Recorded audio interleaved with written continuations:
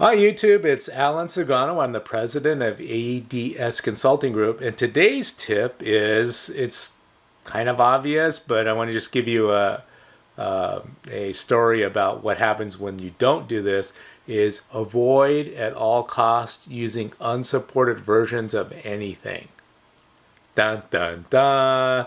It could end up really, really, really bad for you. Now, this is let me just tell you this anecdotal story about something that happened to one of our clients.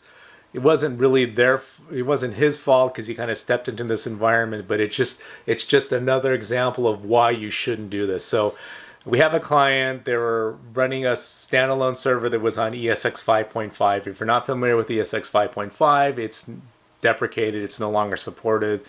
The only versions that are supported now, I believe, are 6, 6.0, 6.5, 6.7, and 7.0 from VMware. So the plan was going to be to retire the server, but to retire the server, and this is really something we do a lot, fairly often, is we will expose, they had a standalone server, we wanted to migrate it to shared storage on a SAN. So typically what you do is you would connect up the standalone host, expose the iSCSI LUNs to the standalone host, then they can see it, and then you can move over data to, you can move over the VMs with storage vMotion over to the shared storage without really causing any downtime. The only downtime you might have is you might have to shut down the VM in order to do the final move from the standalone host over to the clustered host.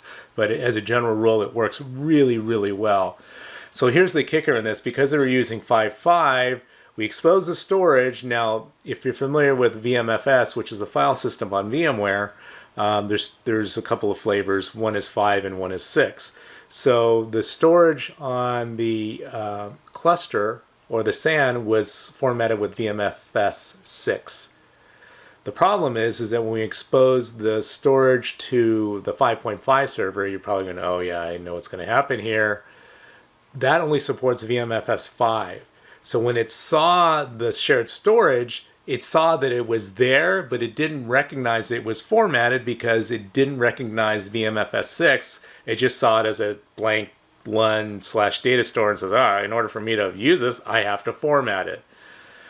So we were exposing it, and before I had a chance to go, hey, you might want to, that doesn't seem right because I know there's data on there. He right-clicked, formatted it, and boom, he lost everything on that data store. Now, fortunately, it was a kind of a scratch data store, just had some ISOs on it, so it really wasn't production data. But if it had been production data, that would have been really bad, right? It would have been what Mark Manasseh refers to as an RGE, or resume generating event. It's like, ooh, is it getting hot in here? Is it just me? Yeah, so because the old server didn't recognize the new VMFS format, it thought it was blank, formatted it so it could see it, then it could see it, but then it erased all the data on the VMFS 6 volume. So it's kind of this convoluted story of how, the planets align exactly wrong, and you lose data. In this case, it could have been production data. Fortunately, it wasn't. It was just, again, a scratch data store that had ISOs on it, so it wasn't really nothing. I just got to copy them up again. It's more of a PETA than anything else, but it could have been potentially disastrous. So this is yet another example, or a very specific example, of why you don't want to run unsupported software in your environment. It can end up really, really bad for you. What's the joke in IT? What, your job's not hard enough already? You're already on fire? Let me pour some gas on you and see how brightly you burn. So just don't go there, please. It could actually end up really bad for you. So that's our tip of the day. If you like this content, please boink, hit that subscribe button, boink, hit the like button.